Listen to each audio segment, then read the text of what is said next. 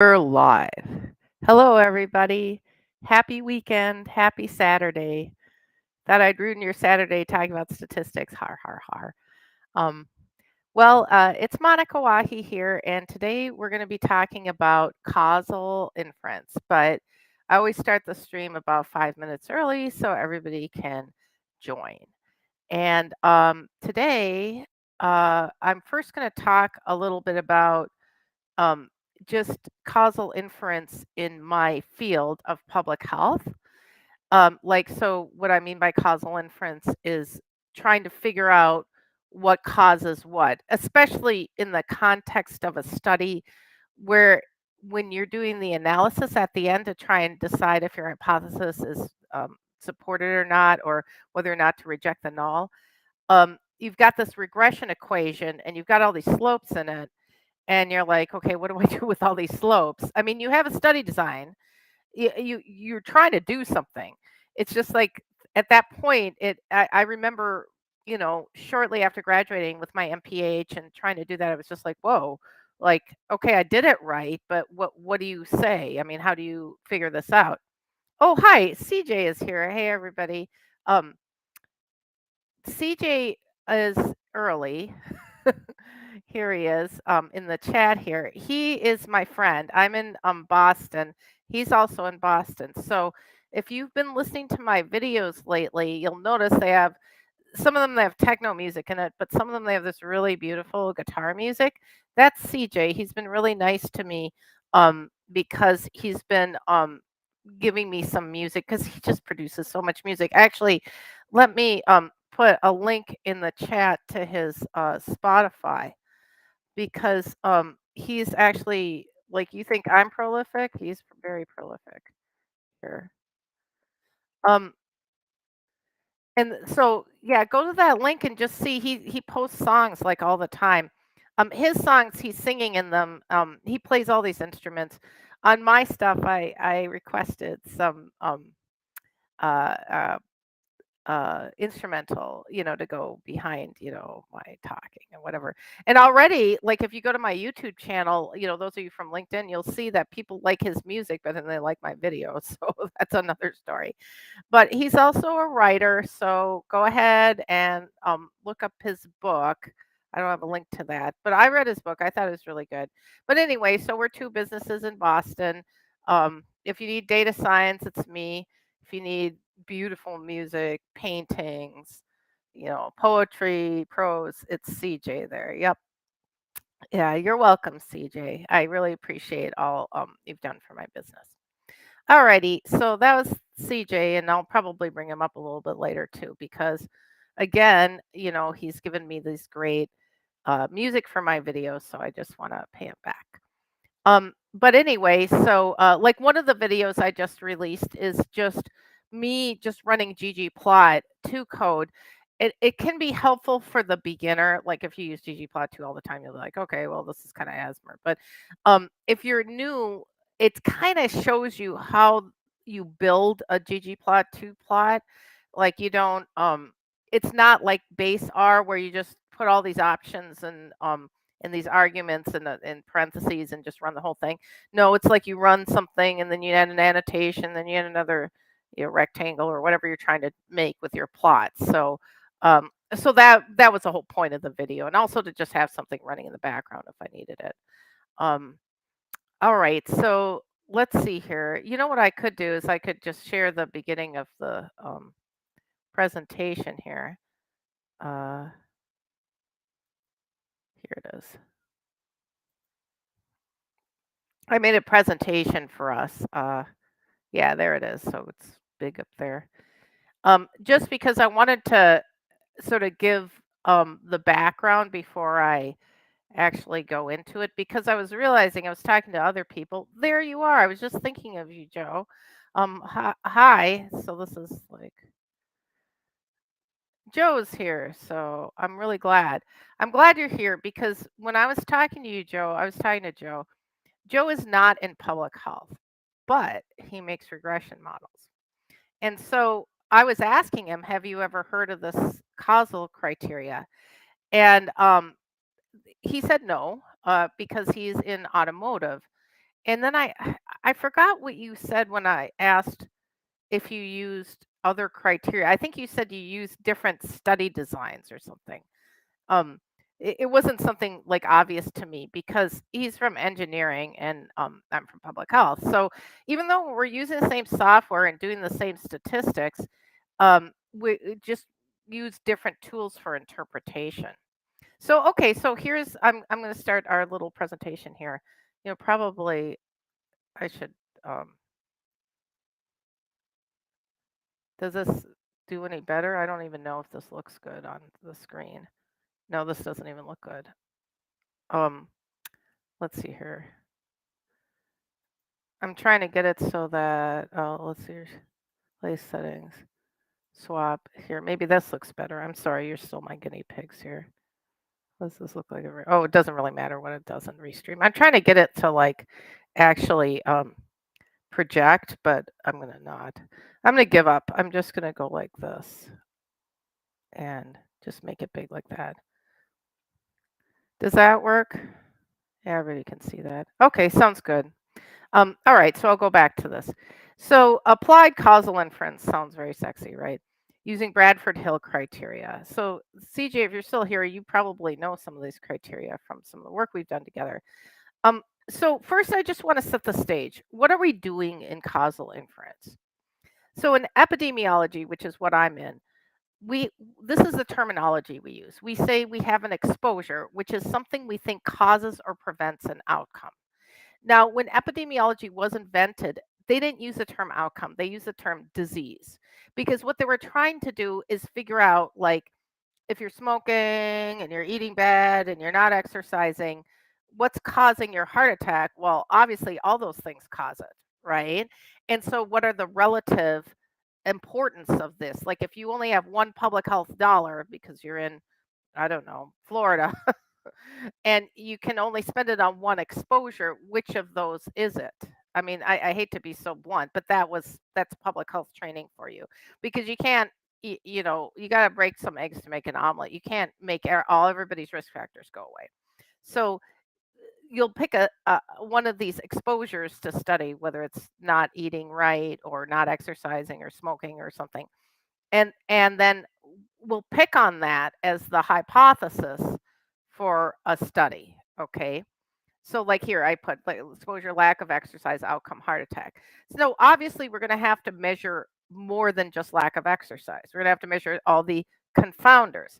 Now I was talking to Daniel, my other friend on LinkedIn. I have all these friends on LinkedIn, and he's already like really good at SAS. He already does regression, but now this is more like a way of thinking about um, interpreting the regression. And so he told me he was a little challenged by the concept of confounding, and actually everybody is really concept. Oh, Joe says, for everybody's benefit, I use Pareto to study events over 12 months trailing data. That's really interesting. I might get back to what he said about Pareto because I have a funny story about it. It's what we were talking about on the phone. But anyway, so let me go back to my presentation. So to like I was telling Joe, confounders are the things you adjust for. So they're associated with the exposure and associated with the outcome, but they're not on the causal pathway. Causal pathway always throws people. But an example of a really common confounder is being low income. So if you're low income in the US, you don't really get an opportunity to exercise. Like, exercise takes time and you have to have the right kind of space.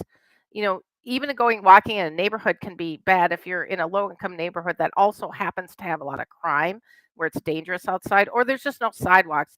I'm making fun of Florida, but I seriously, Florida doesn't have sidewalks except for in very old places. And of course, that's where I went to live in Tampa, in the old part of Tampa, so I could walk around. It's too dangerous. You'll walk on the street, and so if you ride a bike on the street, you'll get hit. So you can't.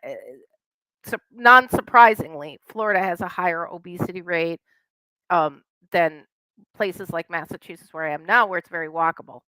So when you have like the exposure of lack of exercise, if you think about Florida, well, if you can't really go on the streets and walk and use your bike, what else is going wrong down there? So there's a lot of exposures. There's a lot of causes of disease that are floating around in Florida.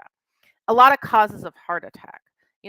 Like drug use is high. And so how are you going to study if you say, well, I have this hypothesis that the lack of exercise in Florida, among Floridians, let's say, um, is the cause of heart attack? You're going to have to measure other things, like for example, low income. So if you are higher income in Florida, maybe you can afford to go to the gym and you have time to go to the gym. But if you're lower income, you probably don't. And you probably can't go exercise outside because it's dangerous. And if you're higher income, maybe you can go to Publix and get their organic food and really eat well and therefore also prevent a heart attack. You could do all these other things when you're high income that you can't do when you're low income to prevent your heart attack. So that's why low income, it's like imagine a little arrow going towards heart attack and a little arrow going towards lack of exercise. Low income causes kind of both of them independently, but it's not like, oh, somebody just stops exercising and then they become low income, and because of that, they get a heart attack. That's the causal pathway thing. So, what would be on the causal pathway and therefore not a confounder would be like if lack of exercise causes you to like increase a biomarker, like some biomarker in your body that leads to heart attack. Like I'm trying to think. Like I think AP little a is a bad thing. I don't know if it's increased by lack of exercise, but let's say lack of exercise causes your this lab or this protein in your blood to go up that causes heart attack. Then that protein thing would be on the causal pathway. The only problem with it is you wouldn't adjust for it in the regression model. Like if you for some reason took that lab and you said, "Oh, that's high," well then I'd be like, "Yeah, but you can't adjust for it because it's on the causal pathway." So, somebody might come to me and say, "Well, what if you are healthy and you exercise, and then you stop, and that causes you to lose your job and become low income, and that causes a heart attack?" Then I'd sit and stay up all night and think, well, what if? Maybe it is on the causal pathway. So we spend all our time trying to figure out, well, what do we put in the model? What's on a causal pathway and what's not, right?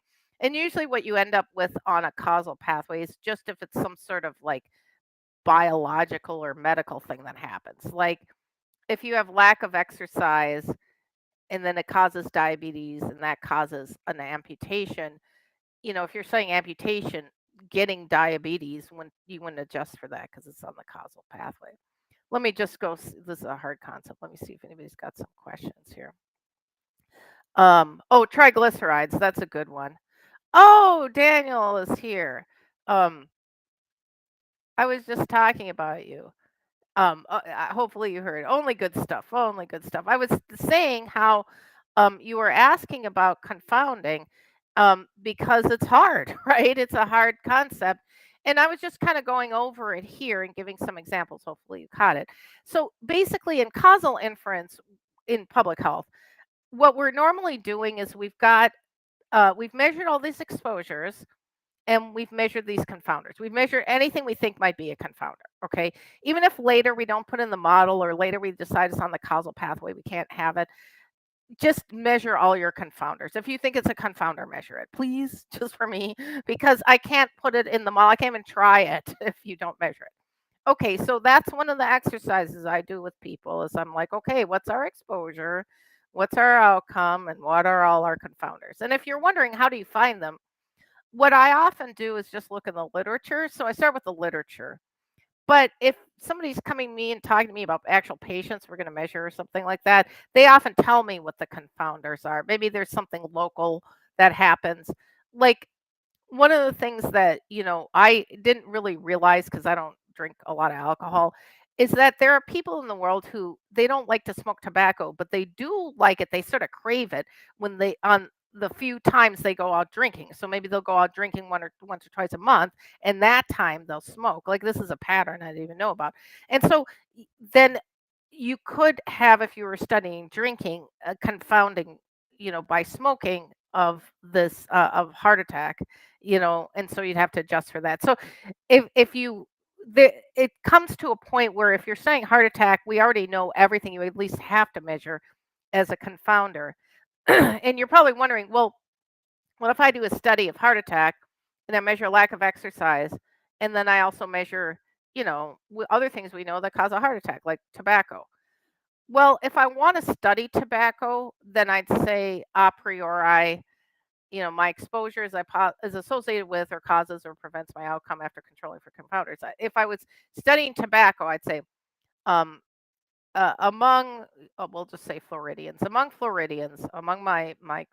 the group I'm studying, um, tobacco use causes heart attacks, or it's associated with heart attacks. It depends on your study design, which I'll get to, after controlling for confounders. So in my a priori hypothesis, I'd say, okay, I'm fingering smoking after adjusting for confounders.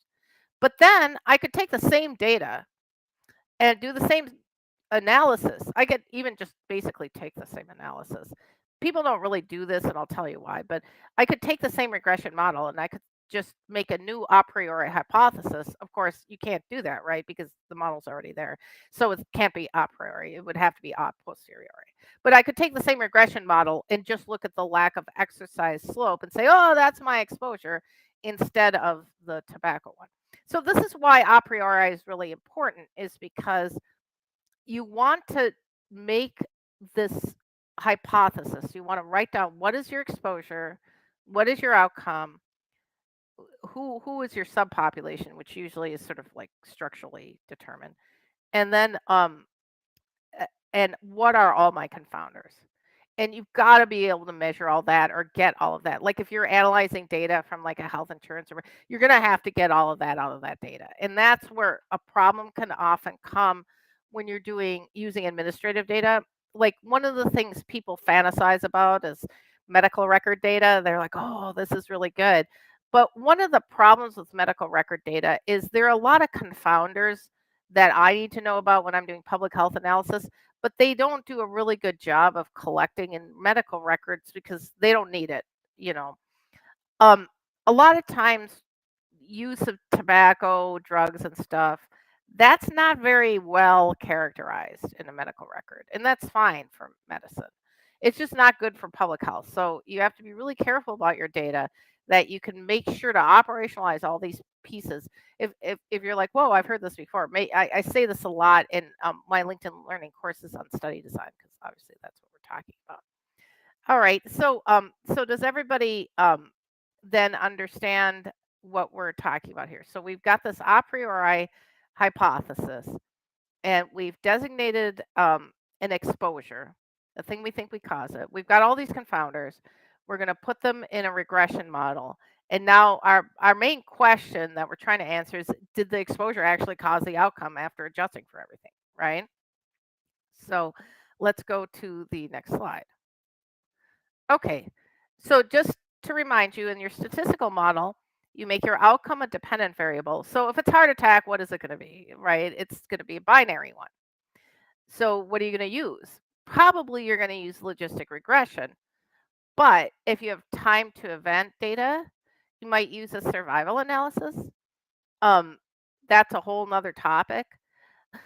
For anybody out there, whoever does that with survival analysis, I encourage you to always compare it to a vanilla logistic regression model. Just like fit your survival analysis however you want, and then take the same independent and dependent variables and put it in a logistic regression, and just look at the difference in slopes. Because if you're using a Cox proportional hazard regression, you're looking at hazard ratios. And think about it, that anybody who understands hazard, like, that's weird. Like, people don't have hazard. People have odds. you know, we see that every day, but people really don't have hazard. I just think that's weird. And so I often see that when I do what I do, this logistic regression, I feel like the hazard ratio seems to overstate. I feel like it overstates a lot of the slopes. And I feel that also happens. Um, I've seen that happen. Like, there's other ways I think you can blow up these slopes. I don't know what the why. Maybe it's a problem and maybe it's not. Like, you could say, well, your logistic regression slopes are too small, but my the slopes I see from a logistic regression model, I just feel like are more logical, which I'll get into with this because that has something to do with interpreting your model. Like one of the things you just should realize that is if you do a regression model and it looks goofy, it is goofy. It's goofy. So what does goofy mean? Either you screwed up, there's something screwed up with your data, there's something wrong, or there's not something wrong, and there's something really weird going on in the world. And it's your job to figure out which of those two is happening. Okay. And most of the time it's the first one, but every once in a while there's something goofy going on in the world. So you really have to do like a forensic investigation kind of. But so simplistically, here we go. You've got some regression model. The outcome, if it's binary, it's some survival analysis or logistic regression. If it's continuous, you're probably doing linear regression. And then you make the exposure an independent variable. So, it can be categorical, it can be multi-level categorical, it can be continuous. I don't like continuous exposures. You know how I am, but you can use it. And then also the other independent variables you put in your regression model are your confounders. And that's what you're using to fit the model. Like the exposure is kind of like you had to buy the exposure with your a priori declaration. You're like, okay, I'm stuck with this exposure. So the exposure you put in the model and it just gets beat up. It just that you beat up that exposure. You keep throwing, I like I called it forward stepwise, but some people say that's not the right name. It's ambidirectional. And I think what Hosmer calls it, the Dr. Hosmer, the statistician, I'm trying to remember, selective or stepwise selection. I don't know. You just put these confounders. You've already decided which confounders are candidate confounders for the model, and you got them ready. And you just keep putting them in and taking them out, and you'll see my modeling process. I write about it, but you know what I can do is when I usually go through my live streams and I annotate, like I put something in the description. I'll link to this article I use that Hosmer. It's actually by a guy named Bursac, but Hosmer's at the end of the list. And it's he calls it stepwise selection. And so what are you doing? You're putting these confounders in and you're beating up that exposure variable. And at the end, if the confounders eat up all of the significance, and the exposure slope is just not significant, like a set alpha at point oh 05. And you can set alpha for your confounders for keeping them at 0.1 or something more loosey goosey. It doesn't really matter. I mean, it's just you just want to make sure you got everything in your model because what's left for your exposure is what you're going to interpret, right? And if your exposure is not statistically significant in your final model, you were wrong and you're reject the null or don't reject the null, keep the null, keep it around. If it's statistically significant at the end of your modeling, then you keep it. But that all happens before we do causal inference because if it's not statistically significant when you're done and you follow your modeling rules, you've got the null, so you have nothing to interpret. But if whatever modeling process you choose, whatever you do, at the end, you're going to have this regression model with a bunch of slopes in it. You're going to have the exposure, your confounders, and that's it for your slopes. And they're all regressed against your outcome, however you did it. And so if the slope for your exposure is statistically significant, if it's not, and remember, you have to set this all up at the beginning, what your alpha is and all that.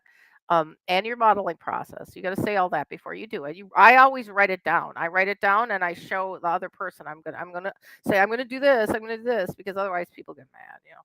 But anyway, it's good to write it down because sometimes you forget. But when you're done, if the slope for the exposure is not statistically significant, you're wrong about your hypothesis. Do not reject the null. Keep the null. Null's good. But you might notice if you use stepwise selection, it's easy to tell what ate it up. Like if your crude model, meaning your unadjusted model, like your model with just the exposure and the outcome in it, has this huge slope, and then you start adding these confounders and they eat up the slope, you kind of know which confounder did it, right? If you're playing with it. And so that kind of tells you that your idea was confounded by that. is that's fault probably. In fact, that probably has a big slope. So that's why your modeling process is so important. I'm not into this Monte Carlo, put it, set and forget it modeling, and they just tell you what the results are. I like to actually model so I can kind of see who's fighting for what, for the variance as I'm putting um, stuff in and out of the model. But if your slope is statistically significant and for your exposure, you definitely have to interpret it. Like then you interpret the slope. Okay. Even if your slope was big, but it was not statistically significant for your exposure, you throw it away. Throw it away. Don't interpret it. You're not allowed to. It's illegal. But if it is statistically significant, it's illegal not to interpret, and you have to do it right, right? And so causal inference, that's what we're doing. And you could always interpret the other slopes for fun. I say for fun. If you're writing a paper where you're trying to answer your hypothesis, you really have no obligation to show the other slopes. However, I found myself when I review papers and I can't see the other slopes, I'm like, okay, I don't know the context of the slope. So, and I've also had situations where I don't show the other slopes, and people, the reviewers, because I'm writing, they say, "Where are the other slopes?" I'm like, "All right, here." And it's just a huge table, but it's a useful table. So, I don't know. It just kind of depends on who your audience is.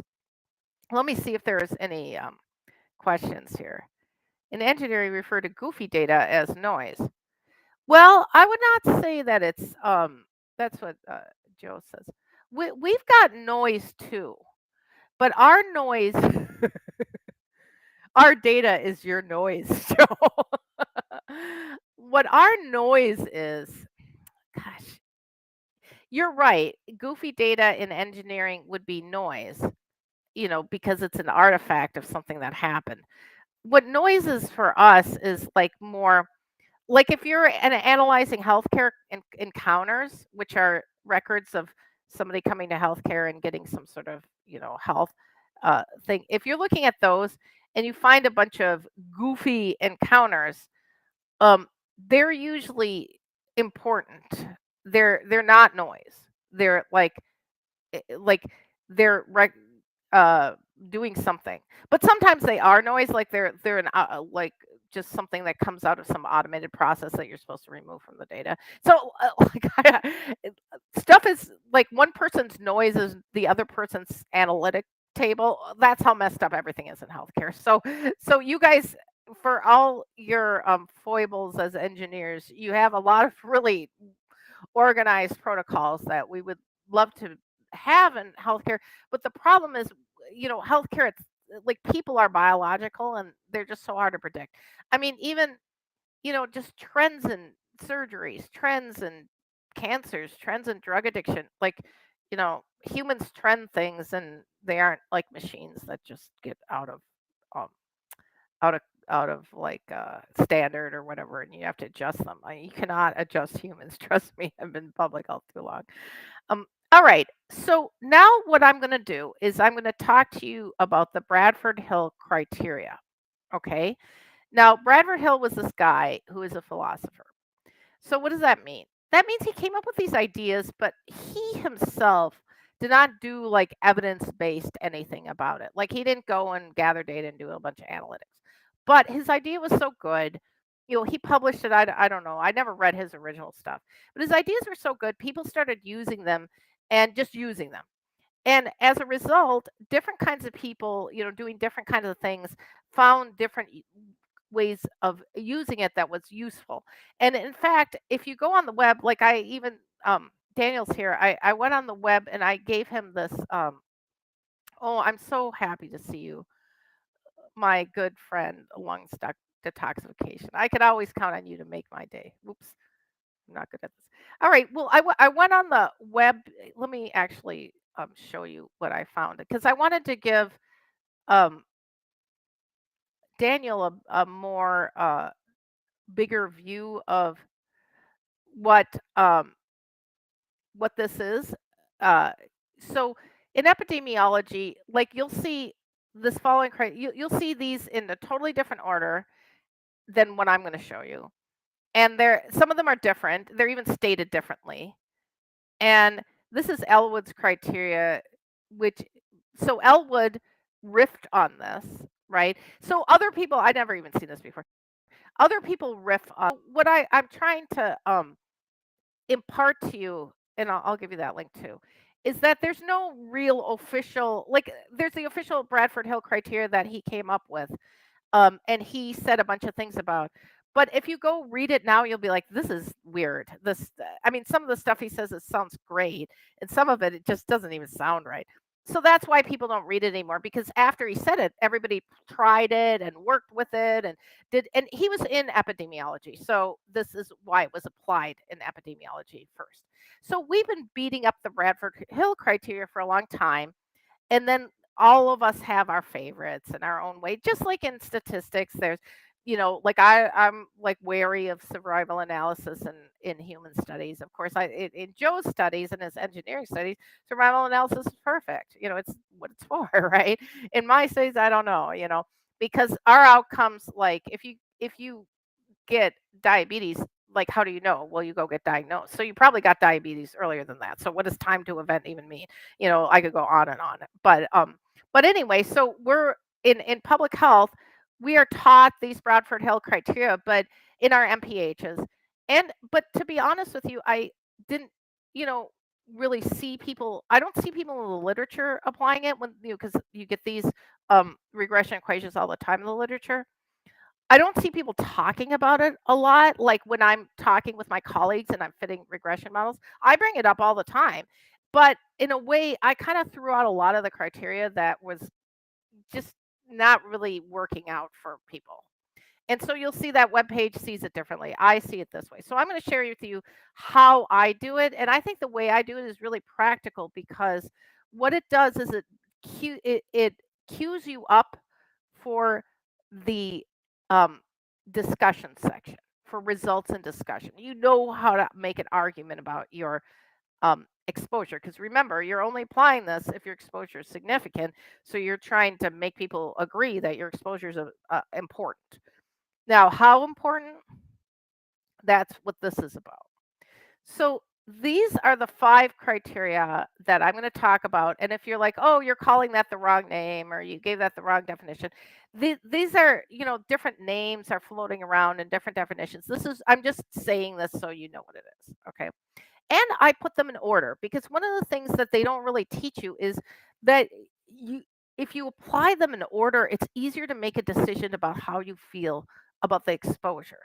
It's just like if you're rating something on multiple scales, right? It's easier if you the first thing you like to rate is the most important thing to you because then it sort of tells you the other things, like how are you going to deal with the other things. Like if I'm grading papers, that's what I'll do is I'll grade the most important stuff first and then worry about the other stuff. So the first one I always apply is temporality. Now remember, this is about the exposure to outcome relationship. So did the smoking precede the heart attack? Did the lack of exercise precede the heart attack? Or could they have happened at the same time? Or could the heart attack have happened and that led to the smoking? Or that led to the lack of exercise? You're probably wondering, how could you make such stupid mistakes in epidemiology? Well, certain study designs don't allow you to actually do a really good measurement of what order the exposure showed up in and the outcomes showed up in. Some study designs just don't do that. So I'll tell you because I'm going to go through a few examples of how I handle that. Okay. So temporality is always your assessment of how likely it was the exposure preceded the outcome. If you think it's pretty likely, then I'd be like, okay, I'm feeling really good about this significant exposure. I'm feeling like this is really a cause. Okay. If I'm iffy about it, I'll be like, okay, well, it's on probation. I don't know. Obviously, if I know it didn't, I wouldn't have done the study. So I'm either iffy about it or I think it did. The next one is called dose response gradient. And I'm going to explain to you. So dose response gradient is if you have a gradation of exposure, like I talked about smoking, like how much you smoke per day, like you had more, how much you drink, or, like for some reason it's not just yes, no. It's like how much fruits and vegetables. if you measure your exposure that way, which if you have a continuous exposure, it's good to do a few categories, or even I'll take like a measurement like blood pressure and I'll cut it up into a few categories.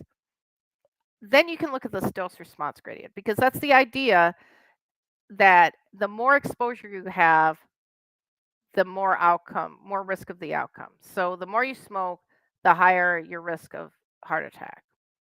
Or it makes more sense. Usually people smoking is sort of a threshold. People, when it comes to tobacco, but when it comes to things like like alcohol consumption is on a gradation. Some people just socially drink more than others, and then you can really see associations. One I always see is um, people who drink alcohol, they have less periodontitis.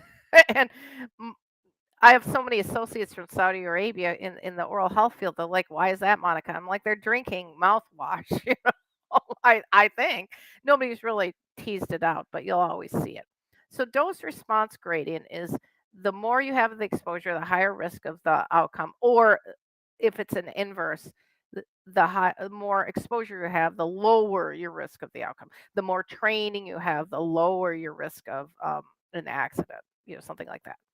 So one of the problems is that when I get to this criterion, a lot of times I can't assess it because the exposure is not even in a dose response gradient. Like it's not in a gradient. So sometimes you just can't use the second one. Okay, then the third one I get to is strength of association. And this is super important. All this is how big the slope is. And I'm usually doing logistic regression, so it's usually odds ratios. And I'm like really into odds ratios over 1.5. That to me, that's a big slope. But I temper this with it's kind of important to look at the other slopes in the regression. Um, Case control is one of the study designs that we do this with.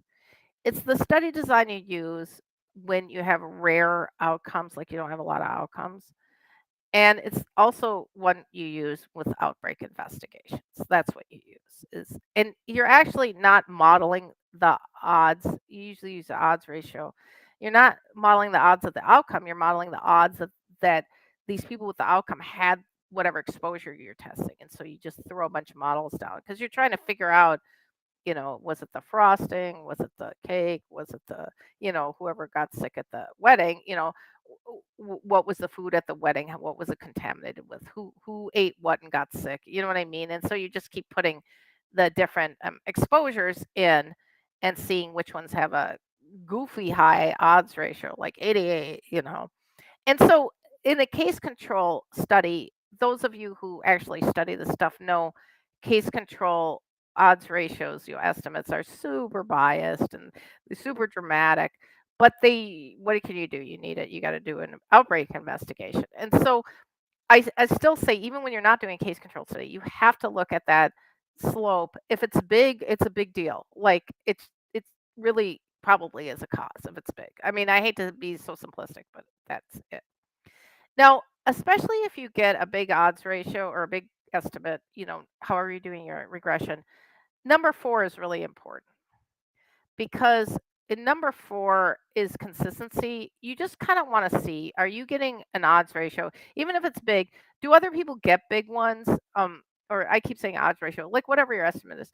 Does your estimate kind of look like what other people are getting? And that's kind of a weird question because if you're analyzing something, like I was talking about Saudi Arabia a minute ago, you're going to find different things in different countries. Like people just smoke like chimneys in some countries, and people aren't really smoking in the US now. They're vaping, when it comes to tobacco. So it's like you're not really sure what you're going to get, but you really want to look around and convince yourself that you got this big estimate, by looking in the literature and looking and even talking with other people who analyze data like that. Finally, I call it coherence. I think if it sounds stupid, it probably is. Okay. So I'll give you an example that sounded stupid. I couldn't find the article. So people had taken this dietary data from a surveillance study. I think it was in Europe. And they also had gotten outcome data of deaths. So they were going to do model, like the dependent variable was death. and then the predictor variables, independent variables, they'd picked potato consumption for some reason as the exposure. And they found that if you eat potatoes that are baked, you had no increased risk of mortality. Or I think it was the other way. It was either baked, it was, and fried, it wasn't, or vice versa. I can't remember. But there was some huge odds ratio, um, or some huge estimate risk if it was cooked one way but not the other way. And it was in a European country where they're not doing something weird with potatoes. It was like Britain or something. And I was just like, I wouldn't have reported that out. Like that just doesn't even make sense. And I've heard a lot. Like I used to work at the army, and I ran the state of warehouse there, and I looked at a study that had been done by a team that had run it before. And to their credit, the people that team was very smart, and whoever wrote this was like not really that connected with them. They were not. This was a really dumb article, but it said that smoking in the army among army people causes um, suicide, and I just don't know why. And what I think it was confounded by depression. I think people who were depressed in the army were smoking more, and it showed this high odds ratio for mortality for suicide. I don't know. It was a coherence problem. It just didn't make sense. And people say to me, Monica, it got published, and I'm like, yeah, there's a lot of crap in the literature. You got to be careful. You might get published.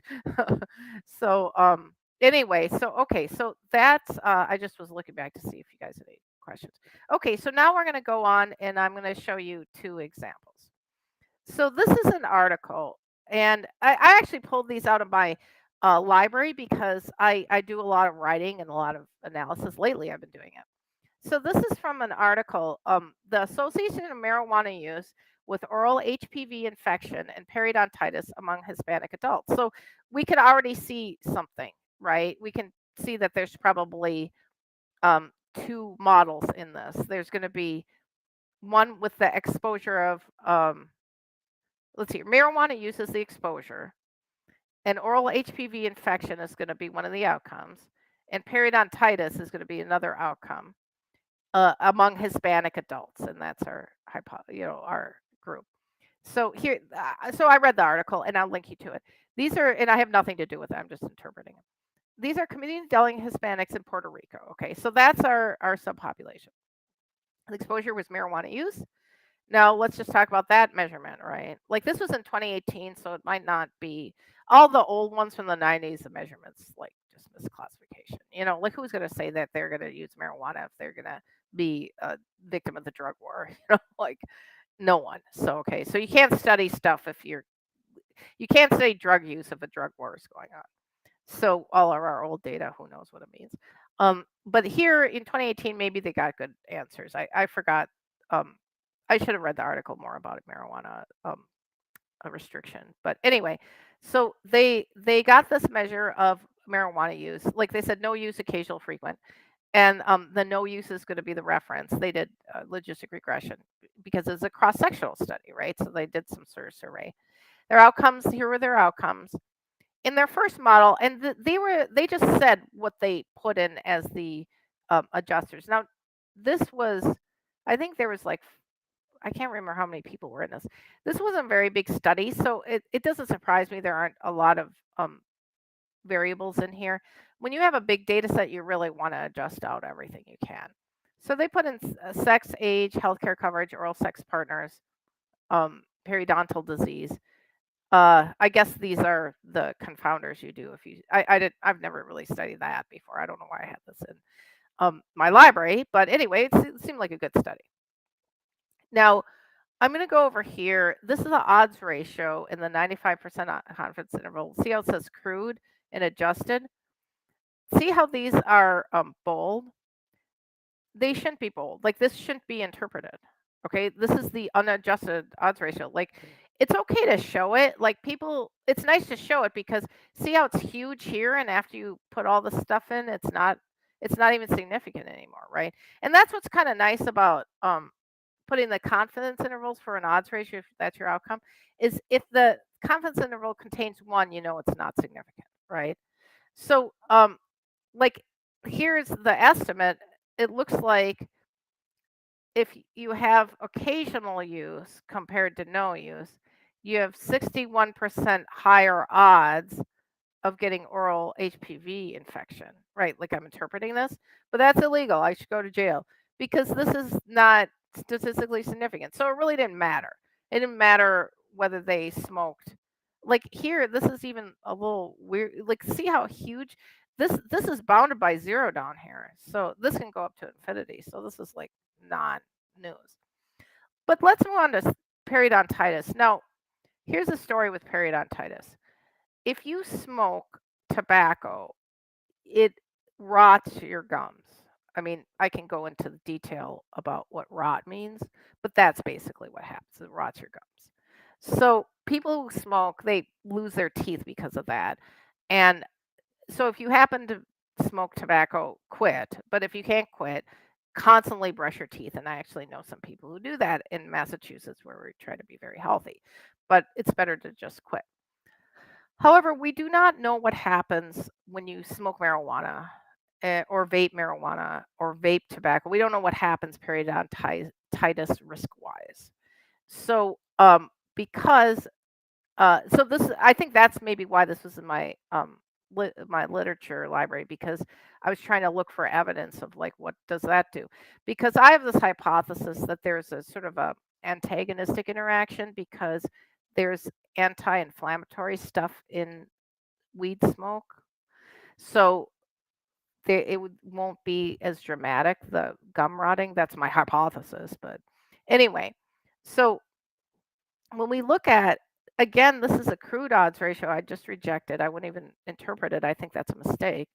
The adjusted one has all this in it, and this is a lot. So I feel good. I feel like occasional use doesn't do anything, but it looks like frequent marijuana use, and I'm assuming this is smoking because this was in 2018. Um, you have a really big, like, this is strength of association. Okay, so now I'm going to interpret this. Okay, so let's go and interpret this 2.90. Okay, so the bottom of this confidence interval is above 1. It's a little bit above 1. This top is really far, and what that means is they probably didn't have that many frequent smokers in here compared to the reference group. So you've got a wide confidence interval. This is almost 3. It's in there somewhere. I believe it, like only 5% of the time, like if you do 100 of these studies, 5 of them would have the estimate, the odds ratio outside the 95% confidence interval. So I really believe that there's something going on here. So because of that, I'm going to interpret this estimate. So let's go back. Whoops. So temporality, that's the first thing. So do I think that they were doing frequent marijuana smoking before they got severe periodontitis? Well, I know that severe periodontitis takes a while to get. You don't get it in one day. It's a chronic disease, and it takes a while before you get it. So I'm pretty, and I also know that people who smoke marijuana frequently tend to continue frequently. They don't go to occasional. They quit or they keep it.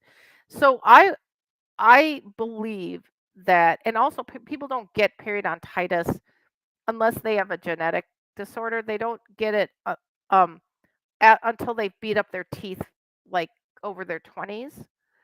So I feel like everything I know from the literature suggests that the marijuana use would have preceded the periodontitis.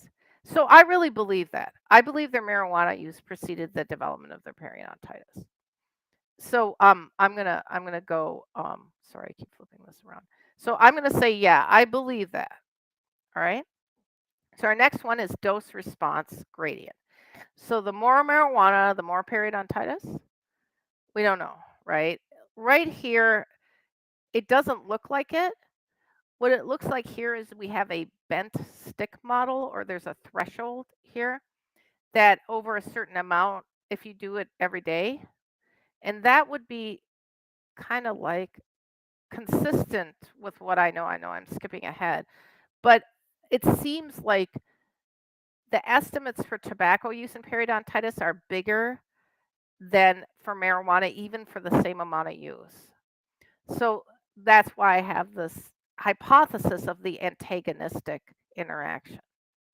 Okay, so now we're going to go with strength of association, but I already kind of talked about how big that association was. It was like 2.9, close to 3, even with wide confidence intervals. I believe it. And then the coherence, if it sounds stupid, it probably is. Well, this does not sound stupid to me. This is actually really coherent with what I believe of a hypothesis and what I've seen in the literature.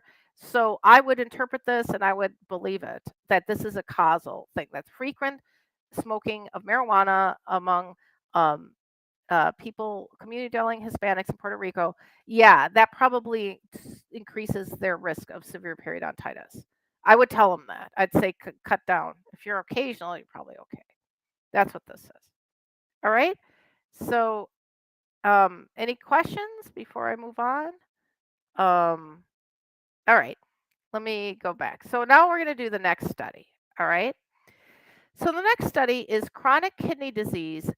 So chronic kidney disease and use of dental services in a United States public healthcare system, a retrospective cohort study. Okay.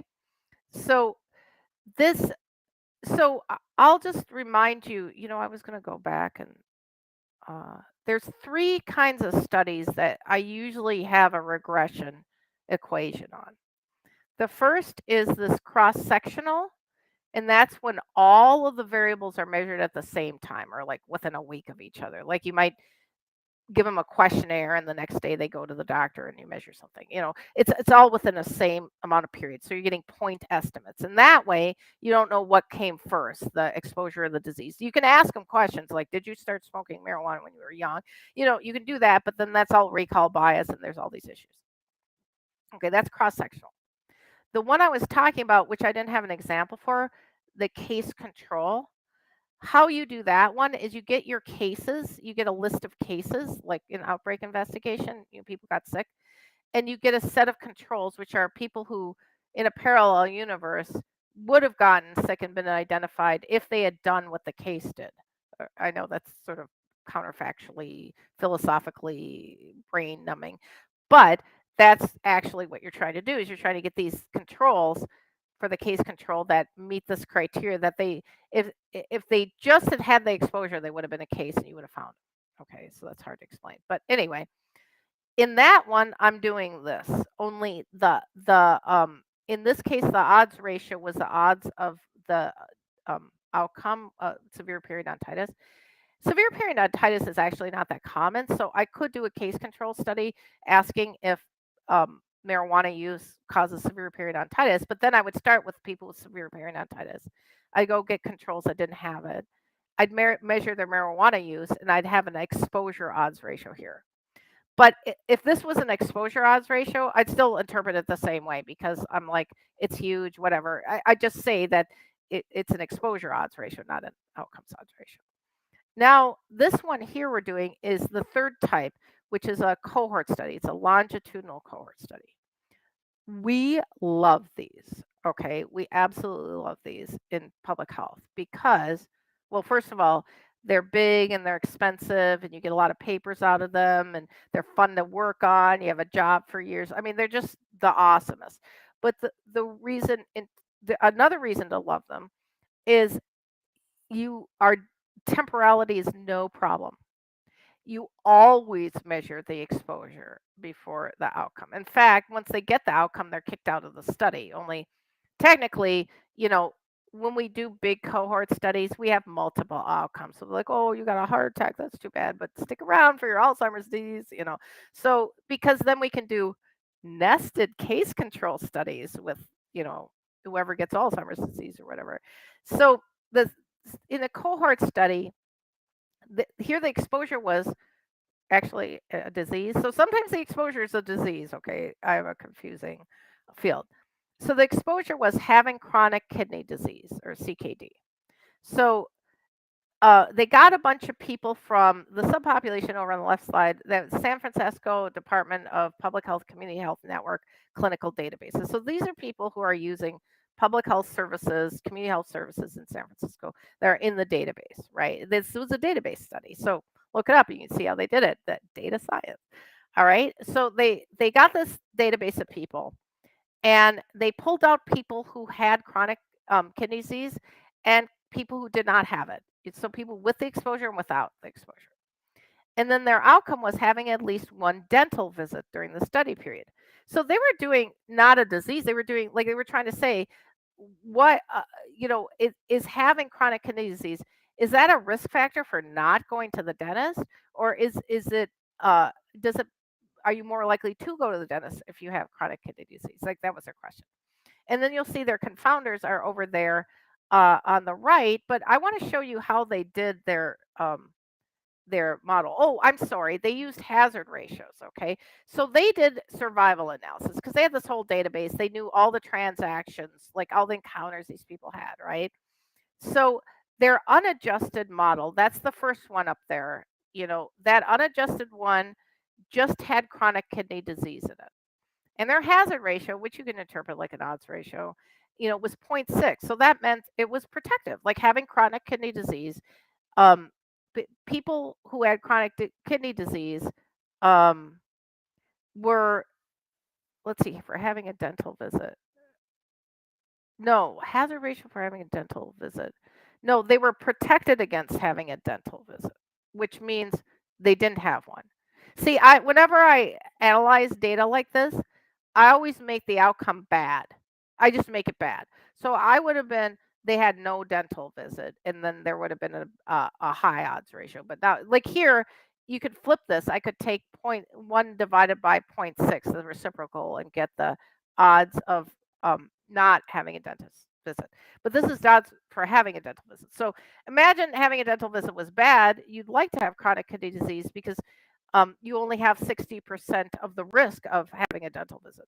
But the problem is having a kidney disease, you want to have a dental visit. So, having kidney disease apparently reduce that. But that's the unadjusted. I would never interpret that, right?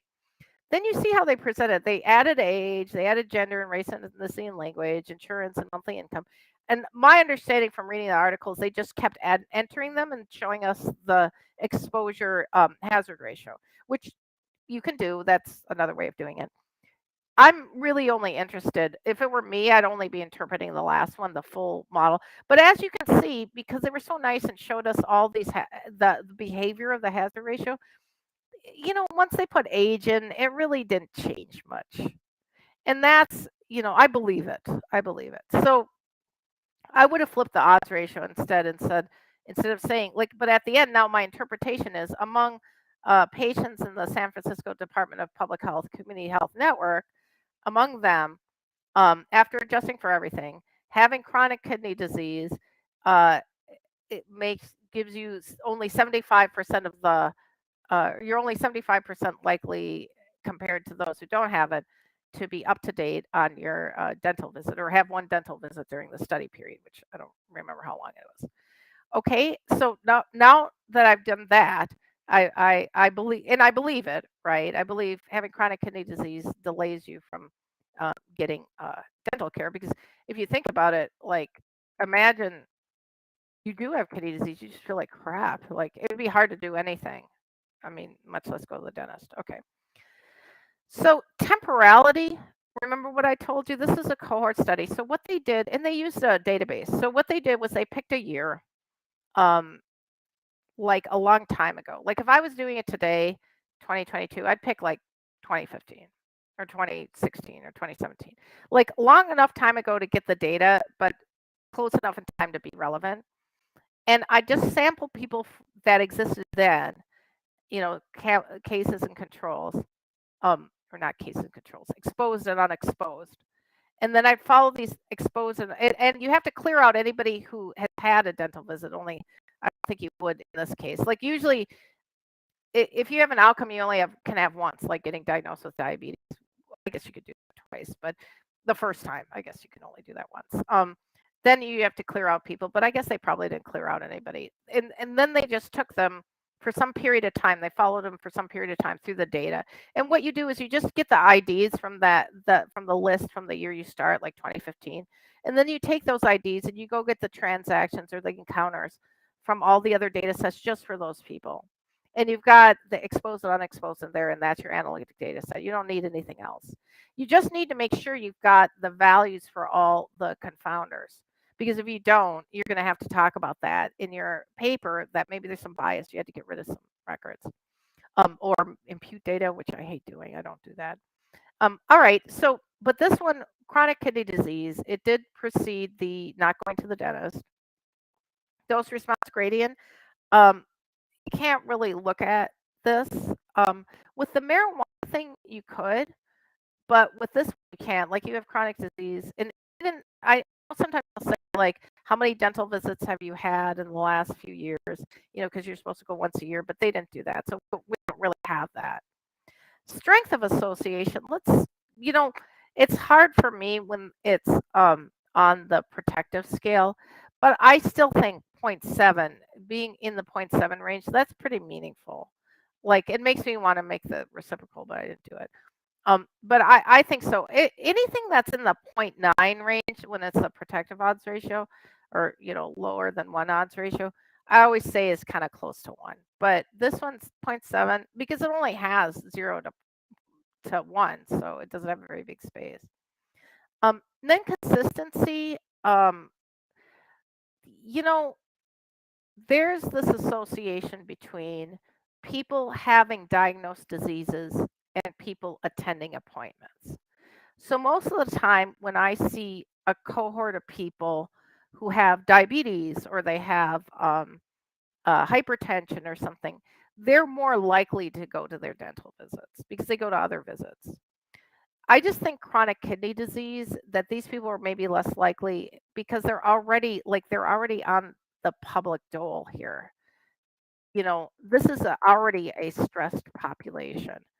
And so I think that with this group, yeah, having chronic kidney disease just keeps them from going to the dentist enough so that we could do something about this odds ratio. Like, we could um, maybe give them transportation. Like, we would have to do some kind of root cause analysis, maybe call some of the people back, or just call them, because if they're being served by these clinics, maybe find out what can we do as the dental clinic to get you in here. All right, so that was my little demonstration for today. Oh, Eugene's here. Thank you for showing up. Oh, you thought it was a good explanation. I'm glad. Here, let me unshare. Um, I'm probably going to post these slides. I figured people would want them, but I didn't get a chance to. So just check back. On YouTube, I usually put a whole bunch of like I'll put I always end up bringing up topics that I didn't think I would talk about. So I always end up putting links to things, and also the timestamps. So if somebody wants some information, they don't have to listen to the whole video. They can find where I'm talking about it. Um, but all right, I really appreciate everybody who showed up, and we still have a few minutes if anybody has any questions or comments.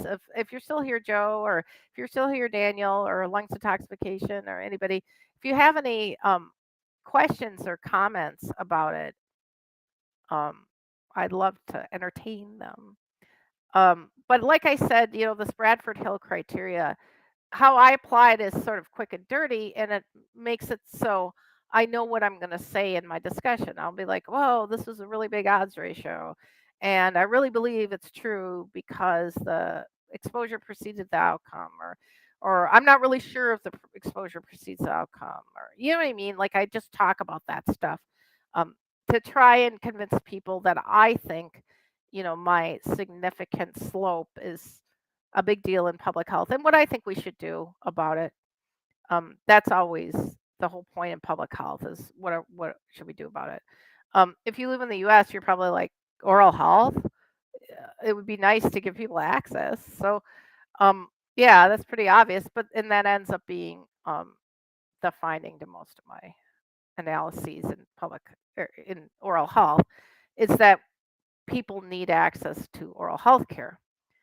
In other countries, like in Saudi Arabia, not that that's the perfect country in the world, but in Saudi Arabia, as an example, they have community dental clinics, and and everything's not perfect there, but it's like there's this idea of regularly attending to your teeth. Now, they don't have fluoridation in their water, so they have a lot of caries, which is what happens when your teeth rot, because you don't have fluoridation. So they got their own problems, but at least they don't have this access problem. Like that's our problem in the US. All right. Well, thank you very much for showing up and having me interpret these models for you. Hopefully, now you know how to do it yourself and you can try out the Bradford Hill criteria for you. And I hope you have a good weekend. This is Saturday, and have a lot of fun doing your analyses and making your regressions and doing your data science.